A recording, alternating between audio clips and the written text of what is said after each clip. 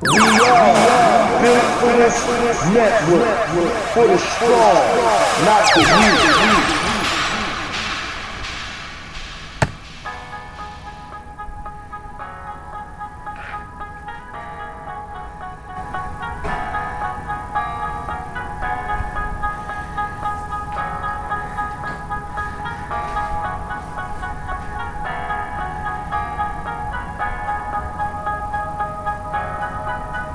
Here we go with the bullshit.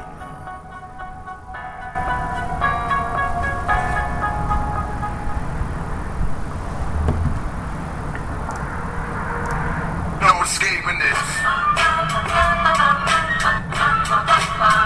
No escaping this. No escaping this.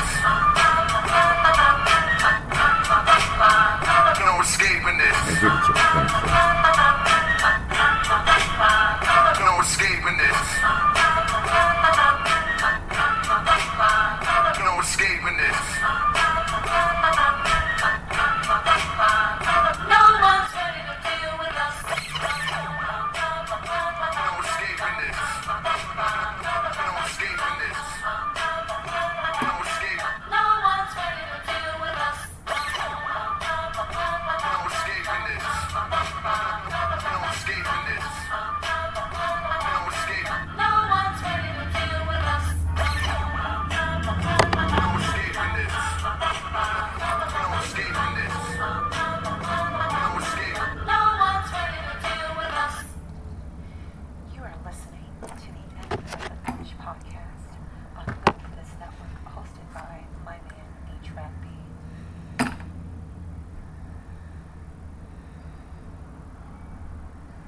Good morning, good afternoon, good evening, good night.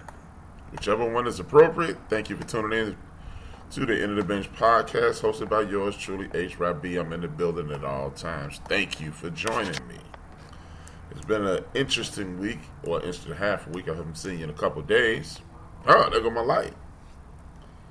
Now, I haven't seen you in a few days. I do have a lot to talk about. And as usual, what I will do is start off by sending prayers and respect to my ancestors. That is everybody connected to the Whitmore, Pollard, Patterson, Turner, Cotton, Bailey, Shaw, Thompson, Chris, Lansdowne, Liggins, Duncan, and me, my mother, my brother, my sisters, my fathers, nieces, nephews, and cousins are the Williams clan. We are always in the building. It's always good to be here.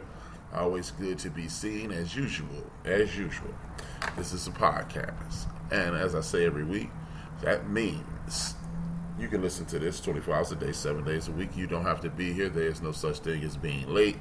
And you cannot miss my show. Just for the record, you cannot miss my show. Thank you for tuning in. If you're tuning in on the YouTube side, please hit the like button. Please hit the share button. Please hit the subscribe button. Please hit the notification to let you know every time I go on air so you won't miss anything. It is going to be an interesting day. And to start off each show going forward, I will have a small video clip for you to look, something to give you some information about us and how we do things and the greatness that we've had. So therefore, let's start right there and then we'll move forward.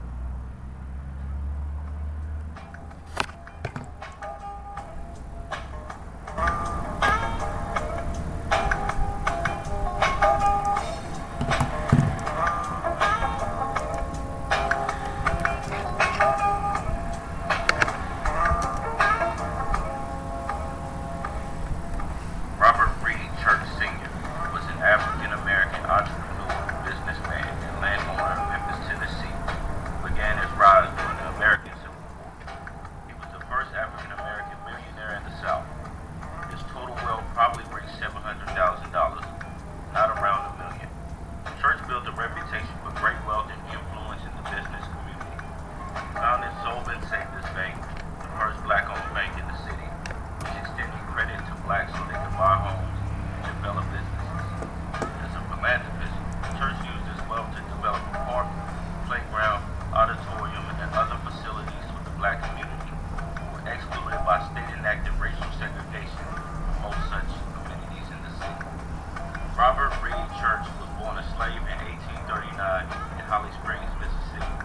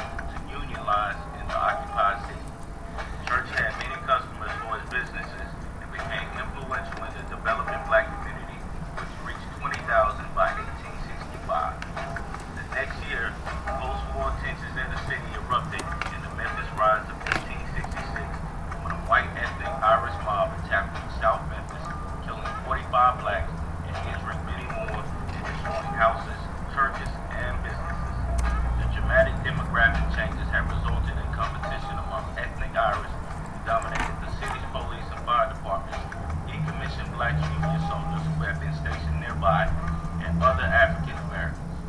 Church was shot and wounded in the saloon during the riot. A total of 2 whites died.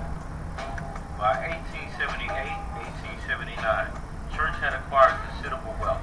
Familiar with the high death tolls from the 1873 yellow fever epidemic, he moved his family to safety outside the city during the even worse epidemic of 1878, as well as the following year.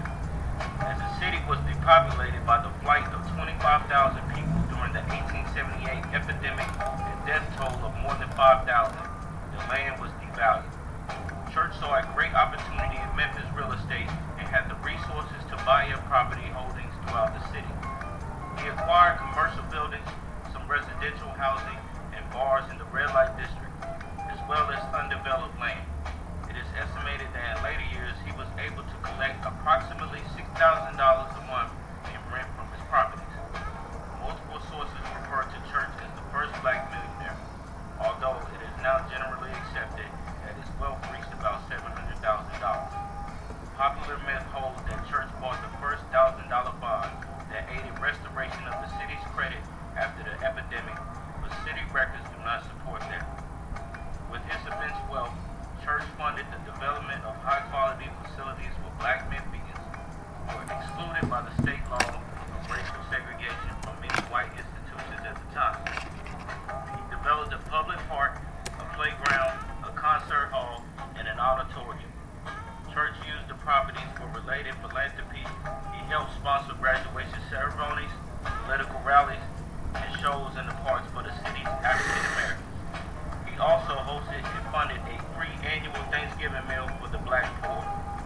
In 1906, Church, Josiah T. Settle, M. L. Clay, and T. H. Hayes established the Solvent Savings Bank, Memphis's first black bank, and Church served as the founding president.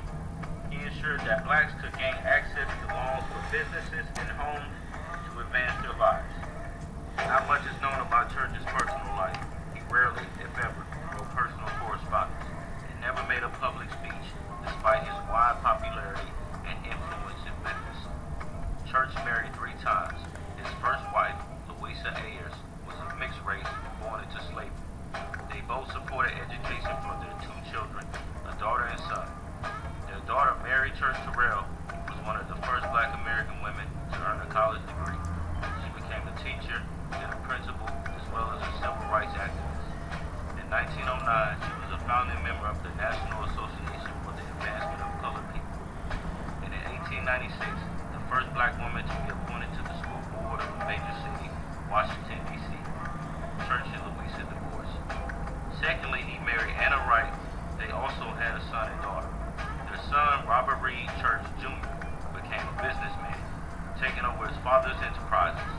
He became politically influential, establishing the Lincoln League in 1916 to work to register black voters, fundraise to help cover poll taxes, and advocate for the interests of African Americans in the Republican Party. Within a short time, he signed up 10,000 new black voters in Memphis and worked with E.H. Crump in his machine politics. Church served as an advisor to Republican presidents in the 1920s, but declined any political appointments. Church eventually married a 3rd time after Anna died. The senior Church generally chose to stay outside the politics of his era, which enabled him to maintain influence among both white and black Memphians. He was chosen as a delegate for William McKinley to the 1900 Republican Convention. Church died August 2, 1912, after a brief illness. He is buried in Elmwood Cemetery on the south side of downtown Memphis.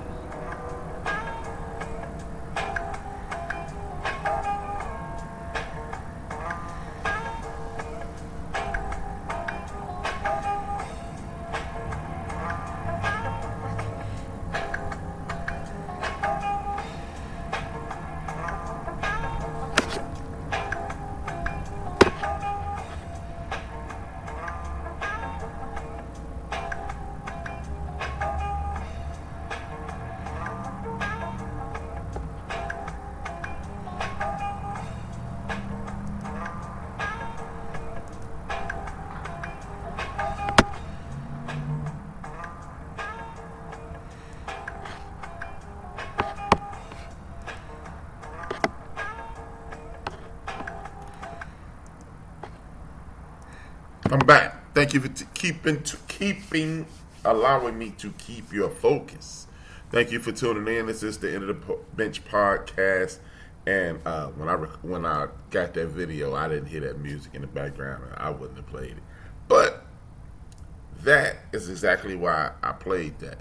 Not because of the music, simply because that's something that we need to know, that basically the reason we have a city in the United States of America by the name of Memphis, Tennessee, is because a black man took the initiative to help save the day. Again, those people who are anti-critical race theory, anti-teaching true history, do you understand how powerful that one history tidbit could be? You can take that a million different directions. You can put yourself in a situation to whereas things will never be the same.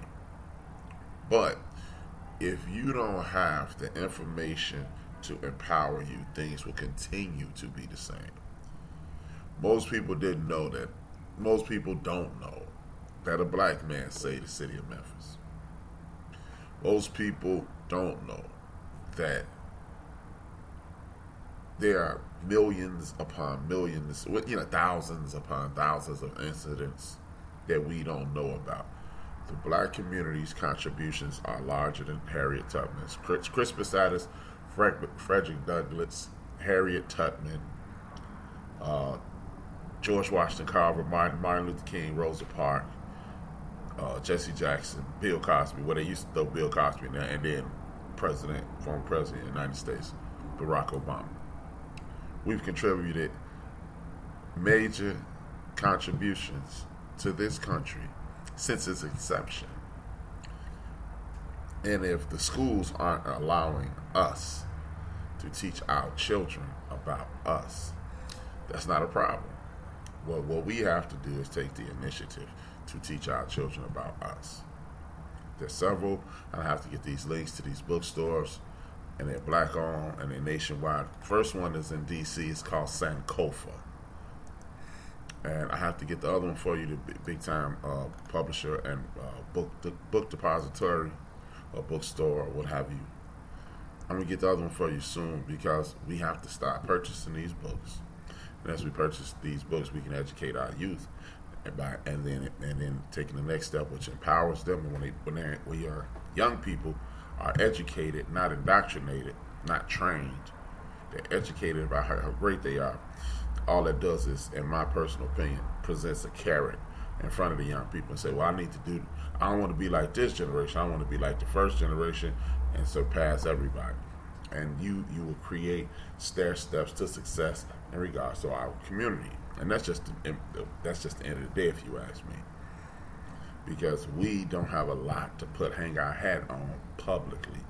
Publicly, we see ourselves on TV committing crimes. We see the people that get arrested for doing things that everybody else is doing, and it makes it look to the untrained eye or the uninformed eye that we are the criminals, or we're genetically predisposed to be criminals, or all we know how to do is participate in crime, when the dominant society knows damn well what they've done is pulled away the resources so you won't have options.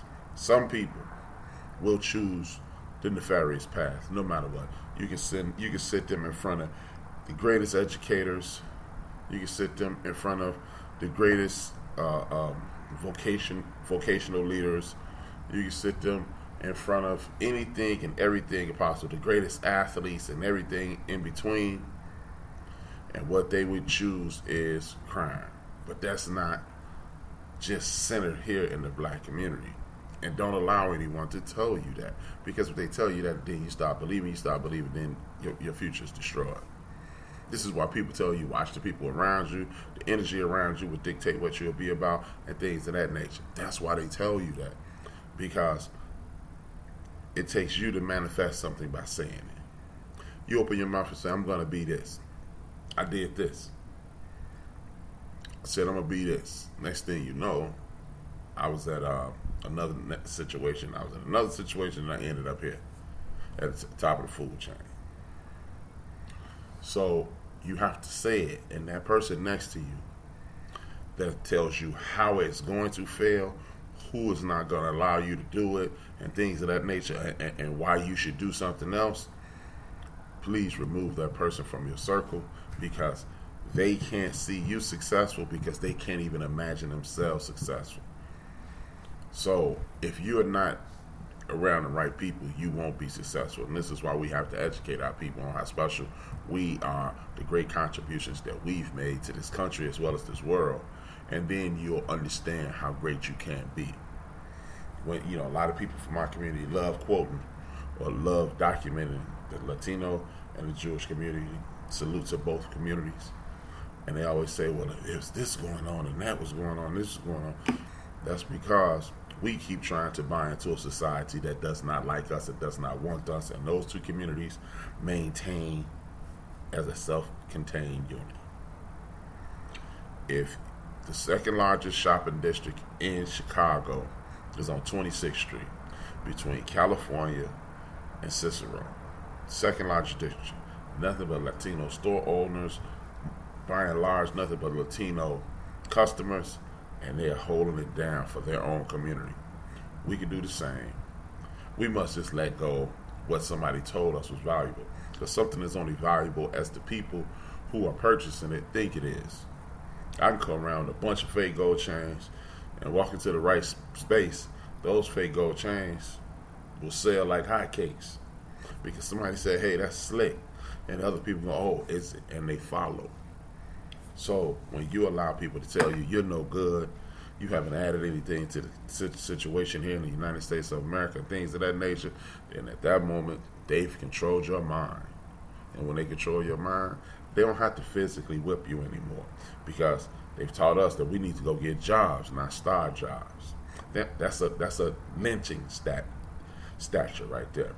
If you take away somebody's will to be the best they can be and own their own, you've beat them. And that's what they've done here in our community. You see people every day. The United States got to find jobs for us. See, he needs to do this for us. But no, what you need to do is go to the library and look up some entrepreneurial tools, and then you can create your own job, and you can do the hiring and the firing, and you can set up the guidelines and things of that nature. But we keep saying, I want a job. You can create a job. You can support a friend who has a dream, and then you'll be working. Again, man, I heard this from this white dude once. He said the difference in my people and your people come up with great ideas and they have to figure out how they're going to do it. My people come up with great ideas and then they figure out how they're going to get other people to do it. And I'm not telling you to do that, but what I am telling you to do is this. Stop telling people, allowing people to dictate what your future is. Stop having people around you, and we all have those people. We all, myself included, we all have those people who don't believe in anything.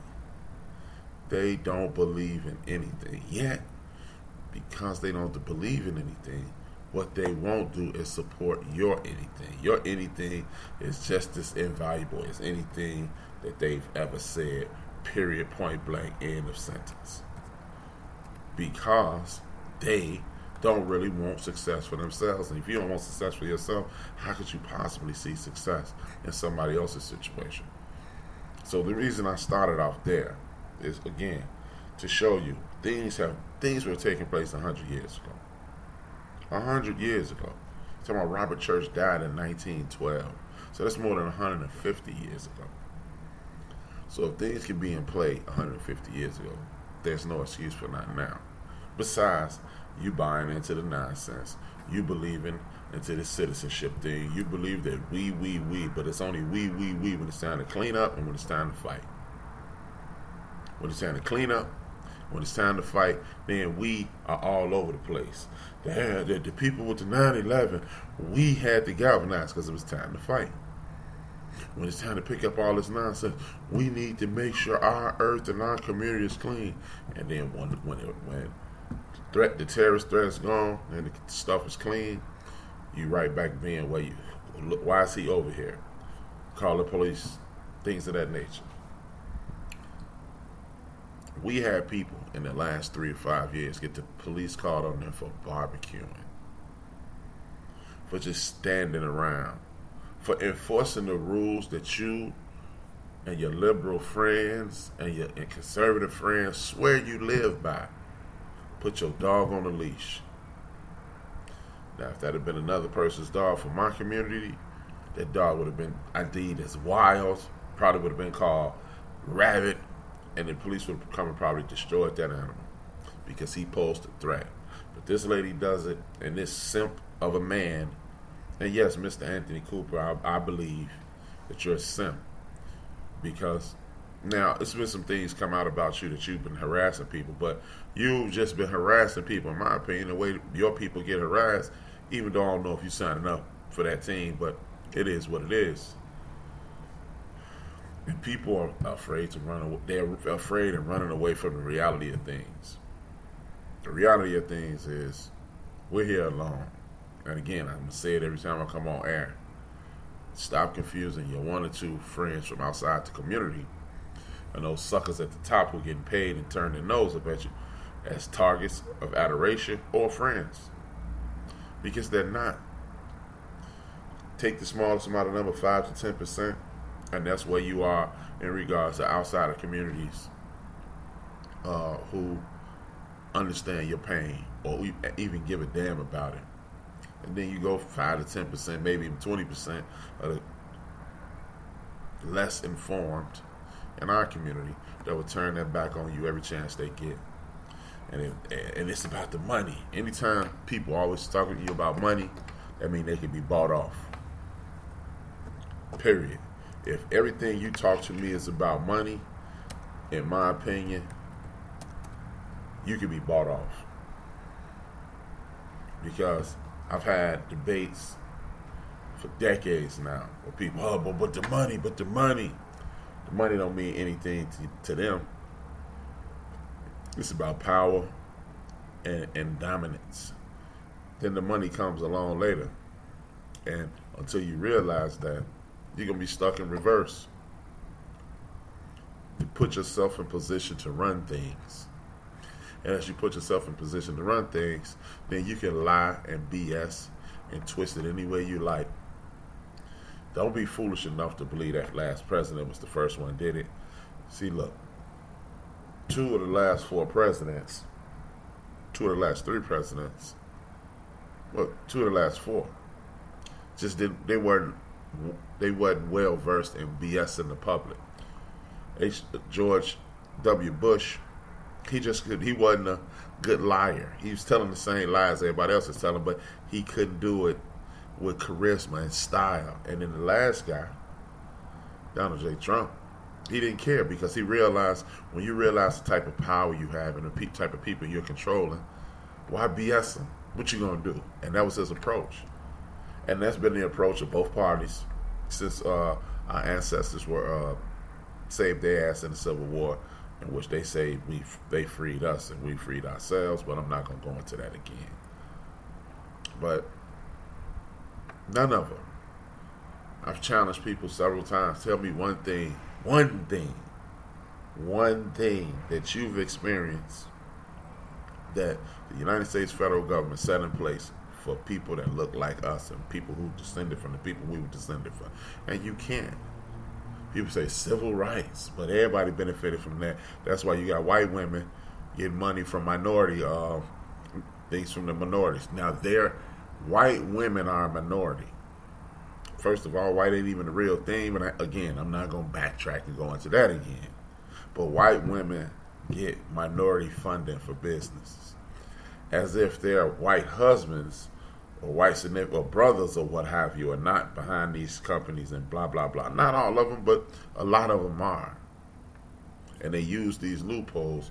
Like I keep telling people, we must use these loopholes, or these loopholes will cease to exist or close up or continue to be out of your reach. Because guess what? Everything that you don't reach for is out of your reach. Every single solitary thing that you don't reach for is out of your reach, definitely, without unequivocally. But we must stop complaining to this guy and to this lady and ask them to work together with you and move forward. And that's just the name of that tune. We can pretend all we like. We can BS all we like. We can go through all this nonsense that we want to. But at the end of the day, we are not asking. We're not getting anything because we're not collectively asking. Because you got people who get rich and they move on because I don't want to live in that bad neighborhood. And understandable. If you feel unsafe, leave. No matter where you are. If you don't feel safe or welcome, leave. I get it. I understand it. I refuse to judge anybody for their decisions. But one thing I'm not going to do is support nonsense, because guess what? When you made it and you made it big, you could have went back and helped somebody. You could have called people who are responsible. You could create another area. Dearborn, Michigan is the greatest example in the world of what I'm talking about. Dearborn, Michigan is primarily occupied by people from the Middle East. At one point, I think it was Syria, which is, I think, Iraq now, if I'm not mistaken. Please forgive me if I'm making a mistake. Syria and Iraq and Dearborn, Michigan were the two major places that you would find Iraqis in their homeland and in there. And now you go through there, it used to be super duper white, now it's super duper brown.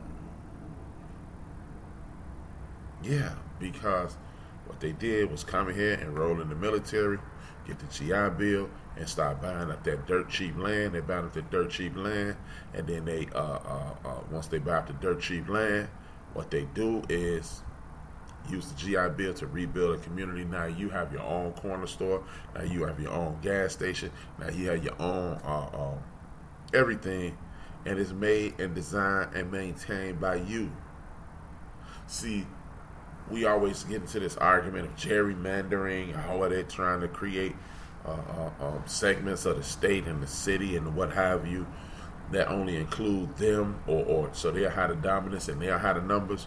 But if you find a place that is primarily black and you move good people into it, and the criminal element is forced out, that's how you gain dominance in this country.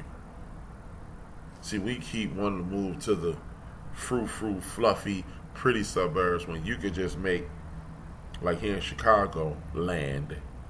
You can go out to Harvey.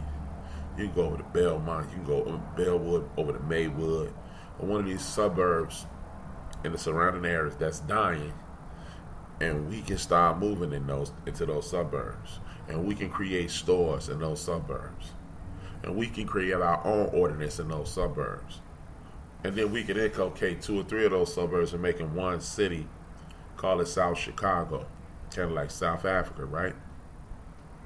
You can do that because each city is a corporation, as you saw at the top of the show. And you can incorporate all these three what would be suburbs and make them one gigantic suburb filled with people that look like you, people who are progressive, people who don't want the riffraff, people who want the same thing that you want, people who are willing to go to city council meetings, with people that are really willing to hold the mayor's feet to the fire, people who are willing to do what it takes to make sure you have a solid foundation so your kids can grow up and create the same thing in another place, or expand until you don't have to, and now you got a thriving metropolitan area filled with people that look like you, doing things that you want done, and then no more complaints. What I'm saying, people, is to fix this problem isn't difficult. You just need to put your feelings to the side, leave your feelings at home. Who you like, who you don't like, I don't like what they do, and start paying attention to that trauma porn that a lot of us are watching. Police officers beating up black men, police officers pulling up at 8, 9, 10 cars, pulling guns on black men, embarrassing the hell out of them. Another traumatic instance that it's going to take to get over. And by the way, each traumatic incident of your life takes about 10 years to get past. So when you watch this trauma, you're adding to your own trauma. It's kind of like with the food. You get a cow, he's going to the slaughter. He knows he's on his way to slaughter. He's scared to death. He's filled with anxiety. He gets cut up. It gets put on your plate. You eat anxiety-filled piece of meat. Now you have your natural anxiety as well as this cow's anxiety, along with the FDA-approved drugs that they pump into that cow, and you're screwed, right? And that's all I'm saying, But if we what did they do? They had grass-fed cows, and they started killing them in more kosher ways. And kosher means the animal is relaxed, so you won't have these incidents. See, that's the beauty in being from one of those cultures. They maintain their way of life, and that's the terror in being in our community, because they destroyed those same boundaries that we created when we were home, or we created before they even got here.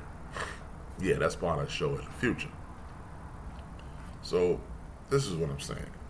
At the end of the day, when the rubber meets the road and the key start rolling, if you don't start galvanizing, if you don't start getting your act together, you're going to suffer the consequences, point blank, period. One of the ways in which I think we can stop this terrorizing of ourselves is to stop laughing at each other's trauma. When someone has a bad situation in our community, we immediately laugh and then get mad when people make fun of us. Everything isn't funny. And you know what? At any time someone in our community experiences a tragedy, we need to go back to the traditions of the black community, 1968 on back. And what happened in 1968 on back? We didn't talk about our family business in the streets. If you had a drug addict brother, people knew your brother or sister or uncle or aunt was a drug addict, cousin was a drug addict, but people gave you a spin on it, and then we handled it in another way. We must tell the truth. So we go on these television shows, we go on these internet outlets, and just for the money again. Remember, the money continues to creep up in this, and we laugh at each other's pain. Look, have I laughed at somebody's pain? Probably, yeah. It's a 99.9% chance, but I wasn't publicly laughing. And you may say, hey man, what's the difference? When you're being watched as much as we are, you can't afford to show any weakness. Because the moment you show somebody that I'm weak enough to accept the gift to sell out I'm weak enough to accept these 30 coins to sell out my friend, period, it's done. They're going to give you those 30 coins, and you're more than likely going to sell out your friend. Period. We must see laughing at people when you see somebody in pain, or you see somebody divorced, or you see and you laugh and you talk about how stupid they are. We don't need to do that anymore, because what you're doing is alerting the people who are watching you to what really aggravates you, or how little you care about your fellow man, and then you're in trouble, because it's people out here set up, it's situations and people out here set up to destroy you. Period. Now, with that being said, before I move forward, this is Built for This Network. I am HRap. This is the End of the Bench Podcast. Thank you for tuning in. If you're tuning in on the Spreaker.com side, please hit the like button, hit the share button, and if you are on YouTube with me, thank you for tuning in. I need you to hit that thumbs up or down, either way you feel about it. Then I want you to hit that share button, and then it's a bell there to notify you that, hey, I'm coming on, and it'll be there with you. It'll send you a notification every chance you get, every time I go live. But thank you again. But like I was saying, man, we constantly make fun of each other. You know, it's one thing to laugh with someone about something that's tough, but we are laughing at people. That shows a lack of unity. When you show a lack of unity, you set yourself up to be destroyed. I know I said that, but I just wanted to reiterate that. This is a situation that you can't avoid. Look, every time I'm watching, I see other podcasts. I'm not going to say the names, but every time I turn to it or go through it, or just pop in and see hope that they change, this man is asking a black man about trauma that he's viewed or experienced. And then he's asking about the next person's trauma and the next person's experience. And then they start talking about this person's personal life. And then they're laughing at this person's personal life. Why is that a thing? And then you turn to other podcasts that are out here, and again, all we're talking about is people's personal lives. What about your wife? What about your sister? What about your daughter? Dr. Dre and his daughter. Somebody that can't think of the lady with the short blonde hair. She's Cape Verdean. Her and her husband are splitting up, and why are you subjecting yourself to the scrutiny of a nation that again doesn't like you? You're being judged by people that don't like you at hello, but you think it's cool to say hello. If people don't like you, you keep your personal business to yourself. It's called personal business for a reason. It's a reason that no matter how much you didn't like Coming to America, a lot of people did, but no matter how much you didn't watch Coming to America, you watched it because you get so little exposure to Eddie Murphy. The reason people go out and buy those Jay-Z albums like he's making the greatest music of his career, because we don't get a lot of music from Jay-Z. We don't get a lot of music and a lot of noise from Nas. And then you get pimped by these poverty pimps I call marketers. They go put somebody at the top of the food chain, and then you wonder how he get up there. And this person did do a lot of hard work. This person did their best. You don't have to like it if it's their best. They did their best. But these people who are projecting these negative images are behind that person. And then you have to wonder, ask that person, which lane do you want to be in? The lane that they can take from you, or creating your own group and just maintain it and follow your wave. Again, I'll never tell you to turn down money, but all money not good money, because you have too many images being put in front of our children. You got too much nonsense being pushed there, and then they make it. You know, we live in a world in which people don't want you to make fun of a specific group, but you don't have a problem making a spectacle of it. You don't want me to make fun of the LGBTQ, even little people, even women. But then you put the LGBTQ in front of the average American in its worst light. Then only time you show little people is if they are clowns or imps or elves. And then the only time you put women in front of us if you're objectifying them. And then you say, well, you can't shame me for doing this. Well, yeah, you can be shamed, because you have a responsibility to yourself and to your future, especially in this age. When you can check your past, you can check anybody in the world's past. And trust and believe, no matter how well you're doing and what you're doing for anybody, what happens is this. Your worst aspects will be put in front of the world, and they're going to dare you to say something about it. And if you can't deal with it, then, hey, you went down that most popular path that everybody needed. $15 million wasn't good enough for you. You needed $100 million and couldn't walk to 15. Walk to 85 down. And that's where we are in this world. We continue to go for the shortcuts, and we get cheated in the end. Period. End of sentence. We all have lofty dreams. We do. We all have lofty dreams. But do you want to walk to them, or you want somebody to give them to you so they'll be the master of your destiny? Stay the master of your destiny. And being us as a community, being the master of our destiny, is not allowing people to put our business in the middle of the road and embarrass the hell out of us, and then we laugh at it like a bunch of imbeciles. The embarrassment of a friend or a family member or another member of our community should not be funny. No matter who they are, no matter how bad they get. You never see communities of people after mass shootings saying, he's a bum, he's a trash. No.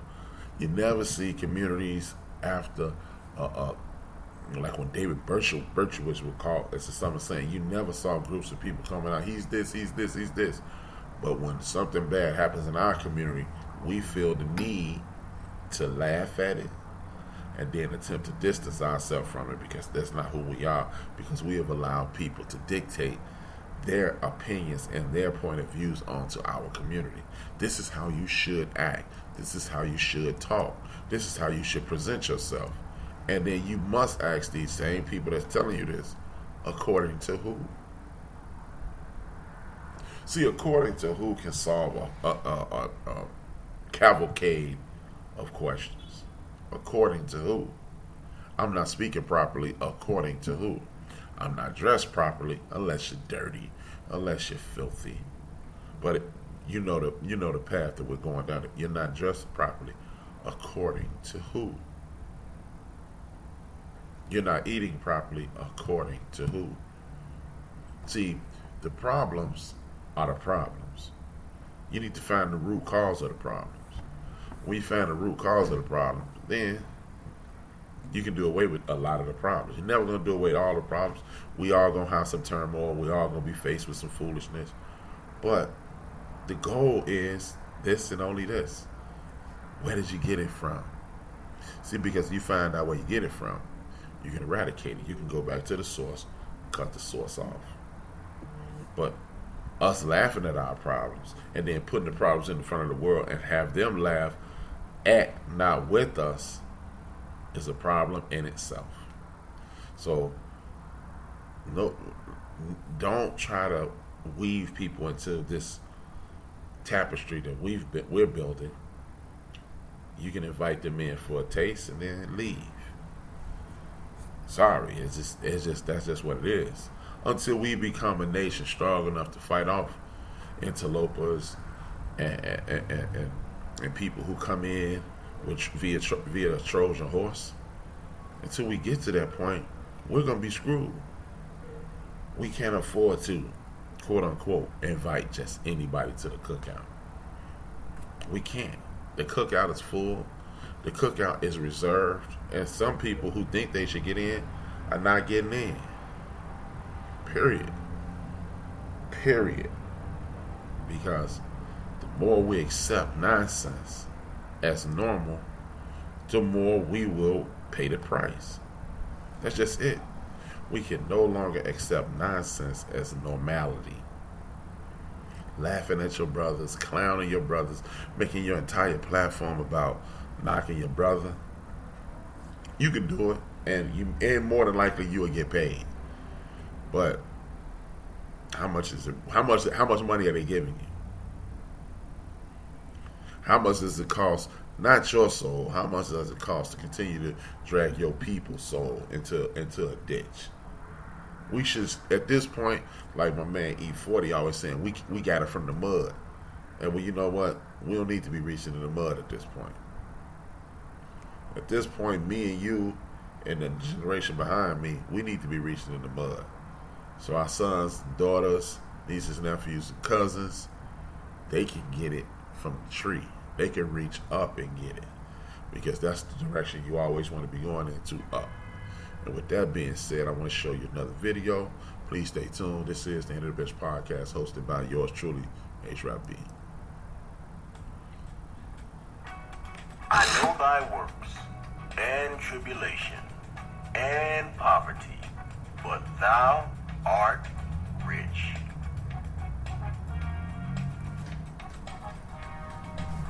Welcome to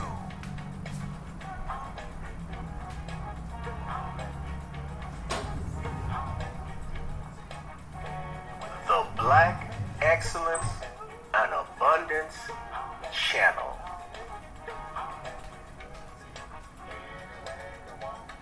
Henrietta Woods was an American enslaved woman who won the largest verdict ever awarded for slavery reparations in the United States.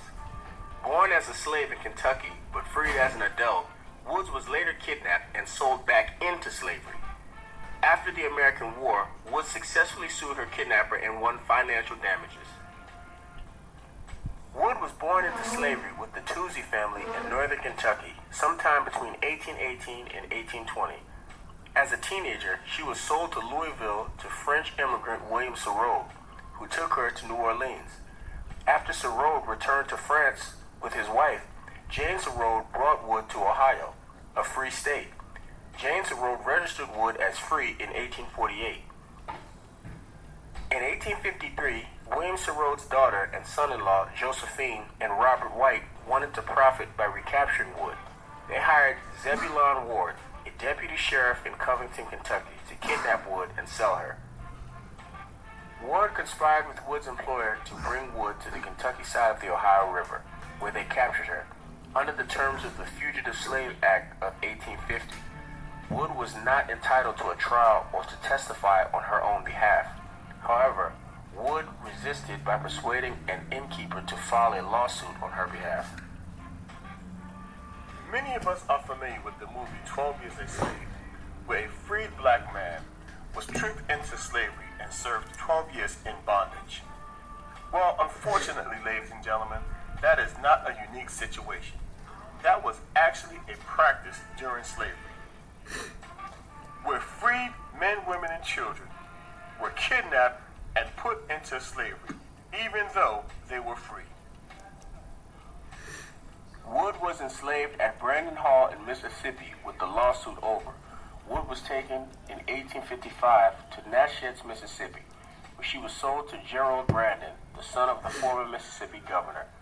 Wood worked in cruel conditions in the cotton fields and in her home on Brandon's plantations and gave birth to her son. At the end of the Civil War, when the Union Army arrived to liberate slaves in the area, Brandon marched his slaves to Texas to escape.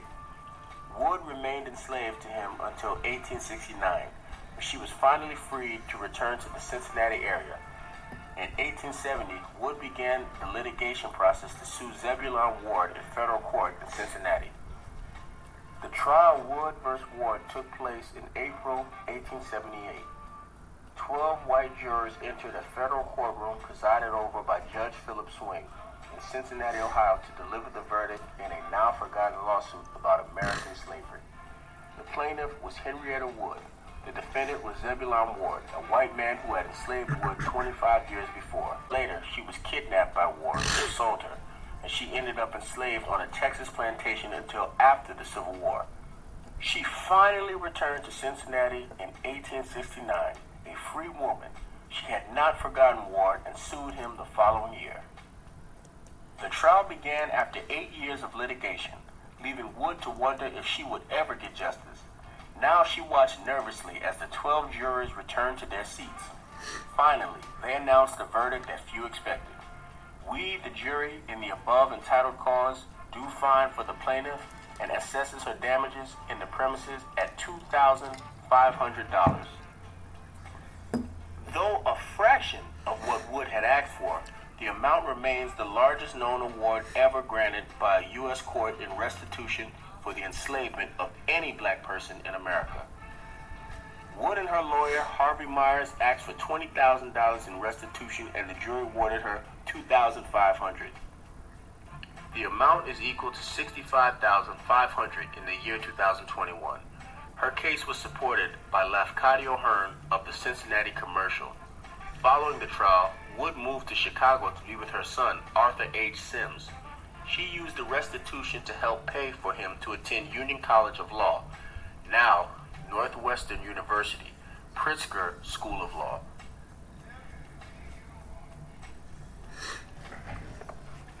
Unfortunately, Wood's successful trial did not begin a trend of similar reparations cases, and though it received national press coverage at the time, was largely forgotten in the following years. In 2019, W. Caleb McDaniel, a professor of history at Rice University, used court records and archives to research and publish a book about Wood's life called Sweet Taste of Liberty, a true story of slavery and restitution. The $2,500 verdict, the largest ever of its kind, offers evidence of the generational impact such awards can have. Wood's name never made it into the history books. When she died in 1912, her suit was already forgotten by all except her son. Today, it remains virtually unknown, even as reparations for slavery are once again in the headlines. In an interview Woods gave to reporters in the 1870s, she says, "I can't quite tell my age," Wood recalled in a newspaper interview in 1876. but she knew she was born enslaved to the Toosie family between 1818 and 1820. In 1834, the teenager was bought by a merchant in Louisville and taken from her family. Then, in 1848, James Herode went to a county courthouse and registered Wood as free.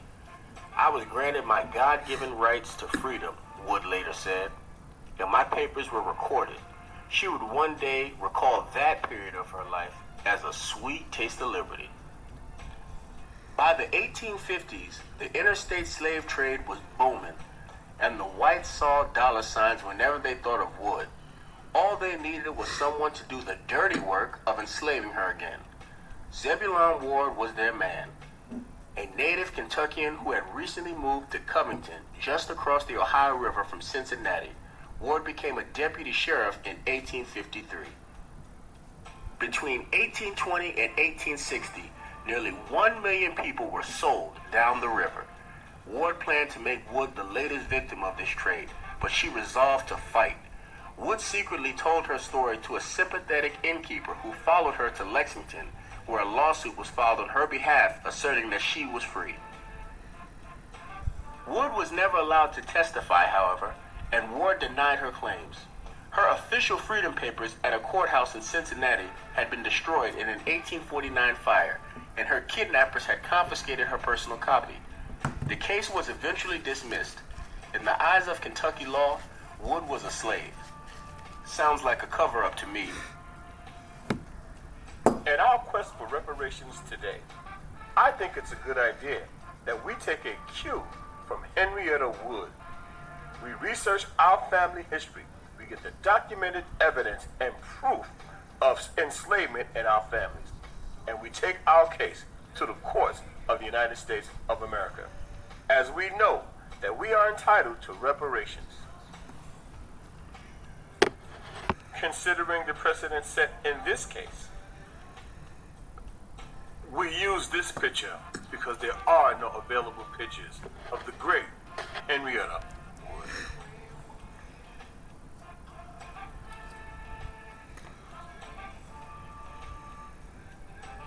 Why wait for an organization to come together on our behalf and sue when we can do it on our own? Thank you, Miss Henrietta Wood, for showing us the way.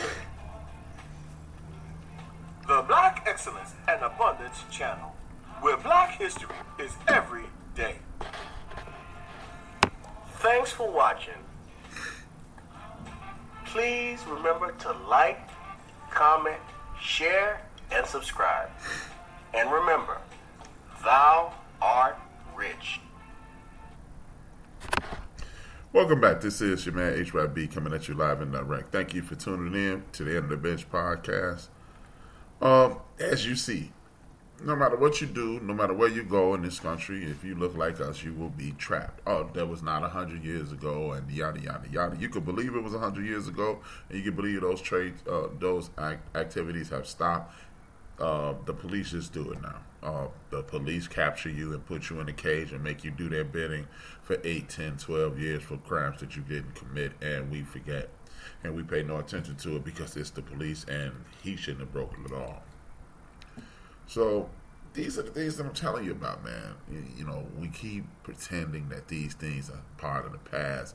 We keep pretending that, hey, if we do it this way, things will change. It won't. It won't change until you live in a capitalistic society with racial undertones. Therefore, greedy people only understand the bottom line. When you watch sports, first thing they do is tell you how much an athlete makes, so you can turn you against that athlete, because when you turn a person against that athlete, what happens? He has no support. And they do it all the time. They do it all the time. They do it all the time. That's why you know how much Michael Jordan made. That's why you know how much this person made, because it is a tool of divide and conquer. And in the sports world, it consistently happens. And that's just the name of that tool. Right? You can look at it any way you want. Period. That's what it is. But these things, you know, we continue to try to be a part of something that doesn't want us, and then you just gonna have to stop. Now, the political portion of that, as they stated, We don't have to wait for the Democratic or Republican Party to get representatives in our community. We can sign up people for representation in our community as we go along. We can create block club presidents. We can create committeemen, and we can go right into the alderman office and let him or her know, hey, if you don't get this in order, or state rep, if you don't get this in order, we're going to replace you with this guy, and we already have an army behind this guy. These are the things that we're going to have to do, period. A year ago, as I stated Tuesday, as I will continue to state until he's out of office, I told you guys that Joe Biden was not the jam. Joe Biden is not what we're looking for. This community can do a whole lot better than support Joe Biden. This community can do a whole lot better than supporting the Democratic Party by creating our own elected officials. Joe Biden just took another blow against you with the IRS, the Internal Revenue Services and Policing for the taxation of the other citizen in the United States of America. That's what you've been told your entire life. And he just presented something to further empower them. And see, the presentation is to empower the rich people so they can pay their taxes, because the IRS needs to come down. But the IRS and no other government agency ever starts at the top and works its way down, because if it started at the top, it'd be tired, but everybody on the bottom would get away with it, because you would get so much money back from the people who are ducking paying their civilian taxes. These businesses who are known as people say they don't get taxed. There's so many loopholes and games that they're playing that it is insane. I just don't get it. I really don't get it. And now he's going to further empower the IRS to check into businesses. Okay, so what happened when they get to the point when, as we know, they're starting at the bottom. So when they go and touch these small businesses and find out that they're $15,000, $20,000, $30,000 behind, and then find out that those people have what we really want, and then we're screwed once again. Bam, we'll take that money and that shop has to close. Bam, we'll take that money and the shop has to close. Again, man, a lot of these people who own small businesses, they don't have all their ducks in a row because they can't afford to. But when these big businesses, how in the hell is any multi-billion-dollar corporation getting a tax return in the United States of America? Ask yourself that. How does Amazon get $100 million back? This company gets $60 million back, but they're making billions of dollars every year. How are you getting money back? How are you getting $60 million back, and the average American citizen is getting $60 or $600, and you think you winning it? Oh, I got $1,500 back from my taxes. I worked my ass off all year, so you can give me $1,500 of my own dollars that you took that $11, $12, $15, $25, $30,000 out of my annual pay, and you gave me $1,500. Or if you take $10,000 out, you give me $1,500 back, or $3,000. Whoo, I'm killing it. You killing nothing but time. You killing nothing but time. This guy that is empowering the IRS is empowering the IRS, and they're gonna come down to the little man. So guess what? While y'all sicking them on all these dudes who got the little PPP thing, they've sicked somebody on you now. They've been saying tax the rich since the 60s and since the 80s. Ronald Wilson Reagan stopped rich people from paying their share. So again, this goes to these people who argue against their own best interests. So I love Reagan. Reagan was this, and Reagan was the dude who started to bankrupt the now bankrupt Social Security and SS, the Social Security and disability benefits. He started that, and now, but everybody loves him because he was Law and Order. That's all. This is why they show you on TV doing all the nefarious things. Because when you say Law and Order, that goes straight to our community, because their lives are all the criminals. Stop being a fool for the foolishness. You don't have to participate in nonsense, but a lot of us choose to. Another thing.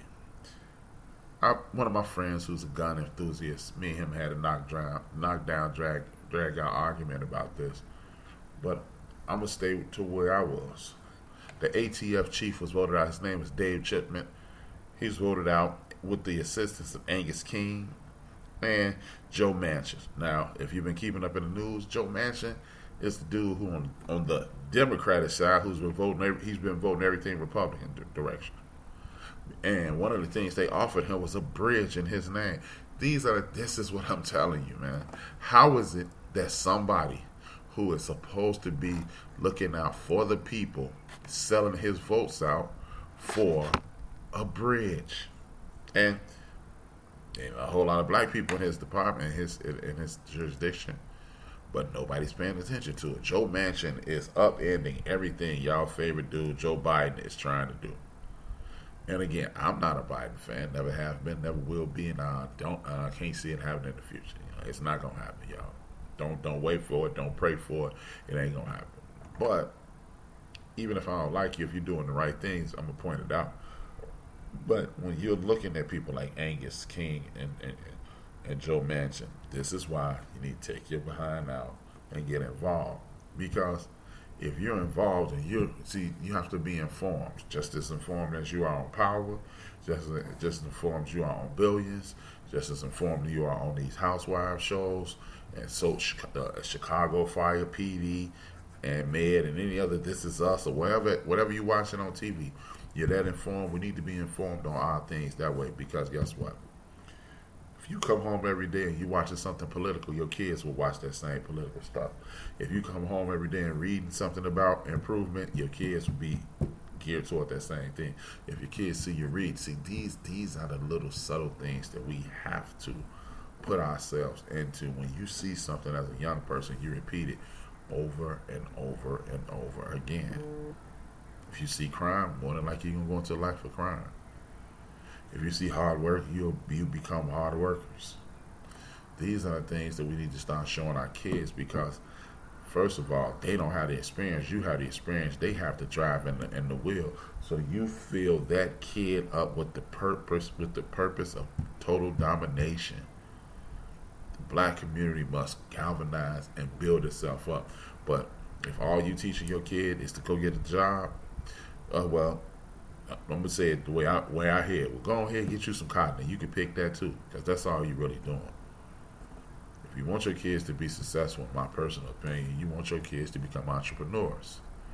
Everybody is good at something. And even if they're not, when your best friend comes up with an idea and you support it, he's going to teach you how to operate that idea. Now you've become valuable because you and him know how to operate it. And as it grows, you and him will benefit the hard work and the stamina. It's just exactly like my man doctor said. Old man for a counsel for young men for war. Exactly. This is exactly what I'm talking about. We can no longer sit around and point the finger. We must galvanize, because when you got this dude voting down a dude, now this should show you how counterproductive this whole political situation is. And this is why I'm not a supporter of it, but you guys are. So seeing how I'm not really a supporter of it, you guys are. I'm going to come over to your side, and we're going to come up with a way to beat this. Because, hey, it don't make a difference if I tell you, you wrong. Okay, let's beat it then. We come away to beat it, and then look at the issues. They've trained you to believe that guns are a big problem in America. Guns are not a big problem in America. People are a big problem in America. The most ignorant people in the world reside right here in America. And the reason I say that is because we're the only country that, for one, primarily only speaks one language. Intelligence reaches out to things that we don't know. It doesn't know. And it enhances itself and knows those things. When you're in Africa, you speak 3 or 4 different languages. You speak English, you speak your native tongue, and you probably speak whichever country conquered you, whether it be Dutch, whether it be French, whether it be Russian or whatever. If that portion of the world conquered you, you're going to speak that language. Spanish, Portuguese, what have you. Now, another thing that makes us ignorant, we actually look at sources that we know are no good. I got this off Facebook. I got this off Instagram. I got this off Twitter. I went to Wikipedia. When an extra 6 minutes of reading an actual publication that is appropriate and an actual publication that will benefit you, it's only going to take an extra 6 minutes. And you'll be like, oh, you'll be intrigued, and then next thing you know, you've read a chapter or the entire article. This is why the people in our country are. This is why we are ignorant, because we're not willing to let go the chains of misinformation. We would just rather argue the point that is invalid. We want to talk about conspiracies. We want to talk about the Illuminati. We want to talk about sellouts and coons, and that's not doing you any good. It's really not, because as I've stated on several occasions, we know that there's nefarious people. There's anti-us people out there. We know that. So to invest that much mental space into that is counterproductive. We know it's there. It's a threat. Let's work on building up a wall to keep that threat away from us. Let's create Troy. We got Tulsa. Now the next thing we need to create is Troy, and build a fictitious or metaphoric wall around our community, galvanize our community, and build it up. Now, up until then, we can't afford to do anything else, because we're sitting around pointing and talking, and then people are running laps around us. Period. And this is why, as the previous supporter said, an old man is for young man. Your old man for counsel, young man's for war. We need to be preparing these young people for war, because it is a war going on outside. The police treat us differently. Place of employment treat us differently. We treat each other differently. So what we need to do is start off at the foundation. Treat each other better, and then everything else will fall in line. Because once you treat your family and your friends and your neighbors and the other people in your tribe better, you automatically create a wall around you. Because then it's a protective wall. That's why it's metaphoric. It's a protective wall. And with that protective wall, what happens? Nobody wants to be the person that allowed that wall to crumble. Nobody wants to be that person. Period. So, this is why we must do these things. And the reason I bring up this ATF chief is because, according to the United States federal government, the Congress, and the House of Representatives, the Senators, and the House of Representatives, everybody wants the best for us. Everybody want to do away with it's law and order, reducing the crime. But they want 60 magazine semi-automatic weapons. And then, like my main man, we got into the debate. He didn't want to move on that. But in a negotiation, you must give up something.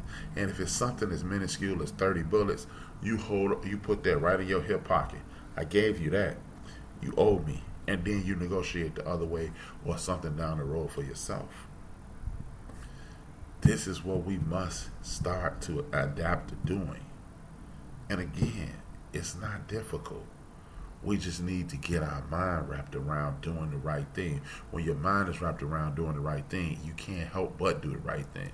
But if your mind is wrapped around doing foolishness or getting rich or doing for you, then that's all your mind going to think about, and then you're going to continue to chase yourself like a dog and its tail. Period. That's it. If you can't get an ATF chief that want to get control of these guns, this fictitious media nonsense that you put out there, you give them that, and then you ask for something big down the road. If it's give and take, it's about leverage. And when you got a favor in your back pocket, your leverage is at 100% at that point. But if they can't even hire that, remove the thought from your head that this is about helping you and putting you in a better situation. See, certain falsehoods and lies are made to misdirect you. But when it's clearly a falsehood and a lie, no misdirection. You just go left. No misdirection needed. You just go left. Period. And we're done. Oh, you over there? I'm not. I'm out. And that's the way we need to be. See, this lie, this falsehood is an identifier. I thought you were here to save and protect people. So, okay, well, that's not going to help. We're out. And that's it. And remember earlier I said, when you are in a situation to whereas only all you know is criminality and illegal situations, you find yourself, when times get hard, you revert back to them. What I'm talking about is our young brother, well, our younger brother, Clinton Portis, and our younger brother, Tamarick Vanover. And it's another brother, McCoon, right? One of them played about 16 games. The other two played a couple of years, and they went other places to get paid. Now, the reason I'm bringing this up is they have just pled guilty for insurance fraud. See, this goes back to what I'm saying. When you're raised around criminality and you get on hard times, you don't think I figured it out, because you didn't receive the education to figure it out. You didn't receive anything to be the best you can be. What you did was receive training so you can go work for someone. More than likely, that's why our brother Tamarick Vanover, former wide receiver, kick returner for the Kansas City Chiefs, and Clinton Portis, former running back for the Washington racial slurs and the Denver Broncos. This is why they're running scams, because they went right back to the hood. And this is why I say we got to start creating a foundation. Because if all they knew was to go back to criminality after going to the University of University of Miami and Florida State, what didn't they learn? Why didn't they see? You can't say it's not for education, because you got people like Michael Irvin who got a degree. And other guys have degrees that went to the University of Miami. But did that degree teach Michael Irvin not to be working on ESPN and not be working on the NFL network and have his own network? No, it didn't. Because for whatever reason, the grace of God, Michael Irvin was able to maintain a certain amount of wealth. Well, Clinton Portis wasn't. And the easy story is, well, he was buying all that expensive stuff and this, that, and the third. And he had all those baby mamas, and that's why he's broke. That plays a role in it. But Clinton Portis had a financial advisor, and he cheated him out a lot of money and made him a regular guy again.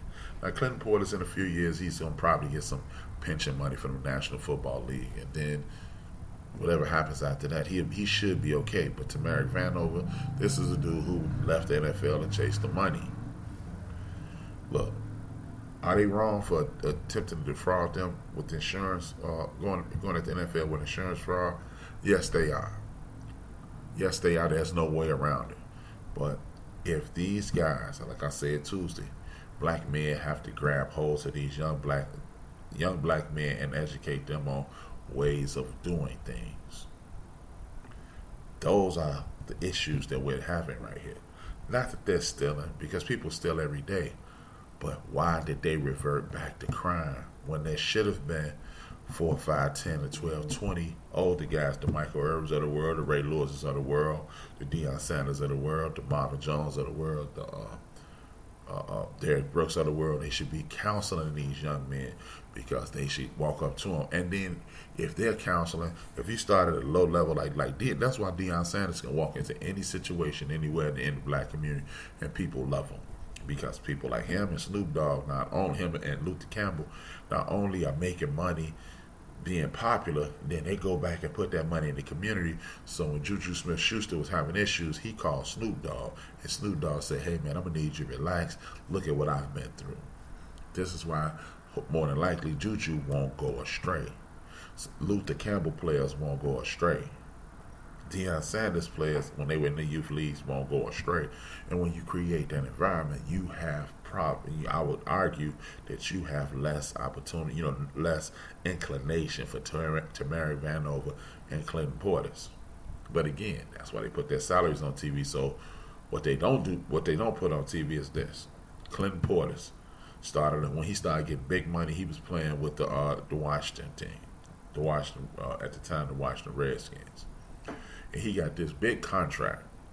Now, what they don't tell you is when he goes to Dallas, when he goes to Houston, well, Texas don't have state tax, but I think they have federal. But you have to pay taxes wherever you go. When you go to California, you play the 49ers, at the time the Raiders, the Chargers. Yeah, you have to pay California state tax. You come here to Illinois, you have to pay Illinois state tax. Milwaukee, or Green Bay, and so forth and so on. You have to pay those places state tax. These young men don't know that. Then you have to pay union dues, and you have to pay health dues. and then you have to pay for health benefits. These young dudes don't know that. They just think, hey, I'm cool, somebody else is going to take care of it because I'm rich enough to have somebody take care of it. And again, this is why the whole education process is screwed up, because if you were getting the proper training, not indoctrination, you would be taking business. Man, you think you're going to be a pro? You should be taking business management, money management classes. You should be a finance major, so when you leave the university, you'll understand things in the nature. You should be taking to become an agent. Everybody there should be trying to become an agent. It has to be classes to help you become an agent. Because if you don't make it, if you do make it, you can negotiate your own deal. And if you don't make it, you have a path right into something else. But they're not taught these things because you're taught to be employees, not an employer. So see, it's easy to look at our brother Clinton Portis and go, he's losing his mind. He made all that money, but he didn't make as much. He didn't pocket as much money as you think. And then when you have these crooked people taking advantage of these young people and having to pay no penalties, that's when, again, lack thereof ingest crime into your system. Don't nobody just wake up and say, hey, it's Friday. I have $1 million in the bank. Let me go stick up somebody. Let me go get me some drugs. Let me go get some drugs so I can sell them. If you had those kind of resources, you come up with different opportunities and ways to make it. Period. Now, the television. I'm going to talk about the television, and I'm going to talk about my man, Lord Lightfoot, and then I'm out. The television is taking control of the minds of the people in our community as well. You may not agree with me, but everything that you see has an effect on you. When you hear strings, music with harps and strings, it uplifts your spirit. When you hear heavy bass and dark sounds, that takes your energy down. People say it's not a gay agenda and it's not an LGBTQ agenda, and the LGBTQ, if you say that community, I don't know if I'm saying it properly, and it's not really my get down anyway. I mean, I don't care. The LGBTQ community, period. I don't know about the other letters. But look, nobody really cares nobody should care what you're doing in your personal life. And our fight isn't with the Russell Westbrooks wearing other dresses. Our fight shouldn't be with Nas X, a man, having a baby on the album cover. How is it that these things were insanely inappropriate for the masses kids to watch, but it's okay for our kids to watch? See, it started years ago when people were coming to the VMAs with their breasts out and just painted. It was cute and cuddly, but that was a marker to see how far you could take something. Look, I keep telling y'all, the dominant society is doing whatever they have to do to maintain and captivate the minds of the masses. And they continue to press the envelope, and then if nobody complains, how is it that the same general public that thought Lil' Kim and Madonna with one of her breasts out was funny and cute, but you excoriated Janet Jackson for Justin Timberlake snatching off a part of her costume and almost exposing her breasts? But Justin Timberlake received no pushback, and Janet Jackson was excoriated. Now, our sister Janet Jackson bounced back, but these are image. This is all about imagery. Well, no matter what a white guy does, he'll be excused, and if a black woman or a black person is involved, they'll be excoriated. Look, Nas X, I don't have a problem with you. I don't have a problem with anything you're doing, as long as y'all start putting it on PG rated R. Because whether it's hetero or LGBTQ, you need to be putting up censorship blocks in front of everything that my kid or grandkid can see. If it's a person under 17, they don't have the mental capacity to deal with this type of stuff. People emulate the people that are on TV. At one point, everybody in America was wearing a button because they had Michael Jackson's face on it. And somebody saw somebody with a Michael Jackson button, it caught on. You can see it every day, every year. The Crocs became popular. Now the Kanye shoes are popular. Whatever you see people doing or wearing, you do it. The general public will latch on to it. So, no matter what you believe, Mr. Westbrook, Mr. X, the people who are at the problem, at the core of this problem, are the people who are allowing this on television. Again, stop complaining down or laterally. You have to complain up. SEC, SB, whatever it is. Why are y'all letting this on TV? ABC, why are y'all NBC, CBS, TNT, MTV? Why are you allowing these things on TV? You can't see a fight on Jerry Springer, but you can see two men doing sexual activity on TV. You can't see a fight on TV on Jerry Springer, one of those shows, but you can't curse on YouTube without being flagged. But you can see sexual acts between adults, and it's available for children. Stop complaining down and start complaining up. And lastly, as I close out, take about 90 seconds to do this. Lori Lightfoot is going to sue would-be gang chiefs. First of all, how do you determine who the hell a gang chief is? Nobody should know, right? And that's cool. Lori Lightfoot, you're doing something to combat this crime and all the things that they obtain, and yada, yada, yada, this, that, and the third. Chicago is one of the biggest gang hubs in the United States of America, if not the biggest gang hub. One thing I know about gangs, or I knew about gangs when I was coming up, gangs had structure, they had leadership, and they had people to answer to. And the more you do away with the head, the more reckless the body goes. At one point, before I even continue, I'm not saluting any gang chief and say, hey man, you're the way to go. But if you have these street organizations they call gangs, and you have leadership, and you have a hierarchy and people to answer to. Back in when I grew up, there was more people getting killed, but it was less innocent people getting killed. So you hear that?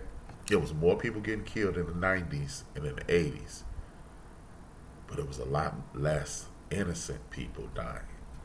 I don't want anybody to die, but I do understand the structure of the streets. When you have somebody to answer to in the streets, you're less likely to commit a reckless act, because you know that reckless act is going to blow back on you. But when you don't have anybody or anyone to answer to, you get young people, babies, and things of that nature. They get hurt. They get destroyed. Their lives get upended. So Ms. Lightfoot, maybe instead of putting money behind chasing down these imaginary gang chiefs and things of that nature, maybe, just maybe, if we stop talking about defunding this and defunding that and what we're not going to do, how about this? All that ancillary money that we're going to use to defund the police, invest it in Chicago public schools, and don't invest it in Whitney Young. Don't invest it in Lynn Blue Tech. Don't invest it in Lincoln Park and Lane Tech. Invest it in Harper. Invest it in Manley. Invest it in Austin, out South Phillips, Keene. Invest in the schools that are struggling. And with that, at that point, you lift the bottom, and then the rest of the boat will rise to the top. Then allocate the funds accordingly. If Lincoln Park has people from the outside throwing the money, then that money that you were going to allocate to Lincoln Park, let that money go there, and then you spread it to the have-nots. That's how you fix a problem. You don't fix a problem by throwing more people in jail and taking more toys from people. This is stupid. With that being said, I want to thank everybody for tuning in, man. This is your man HRap B, built for this network. Oh, fat tongue. And this is the End of the Bench podcast. I'm the host. I see you every Tuesday and every Thursday at 5 p.m. Central Standard Time. I'll continue to expand the platform, and I'm about to start doing different things because it's time for change. With that being said, I want to salute to the people that give me inspiration. That is my man Lamont King. Then you got the Ghetto Boys podcast, Tariq Nasheed, Nori, Talib Kweli, Grady, Ray Grady, Zoe Williams, Corey Holcomb, Craig Smith, Al Sharpton, the Queen Hella B, Queen of Hip Hop Hella B, the brother K Klein, one of the dopest hosts ever, Larry Daniel Favors, the Baba, the chief of this whole thing, Joe Madison, Baba Greg Carr, one of the most intelligent and informed men I've ever seen in my life, and the Queen Karen Hunter. We already know without Karen Hunter, there is no inspiration for a lot of us doing this. We do this because we do it because we love our folks, and we want our folks to get out of these bad situations. Like she always says, she wants you healthy, wealthy, and wise. Hey, I'm still at Sister Karen, and that's why I went with us. And with that being said, and do something before something is done to you. You already know it's your man HRap, 2 fingers, 1 word, and your boy is just about out of here.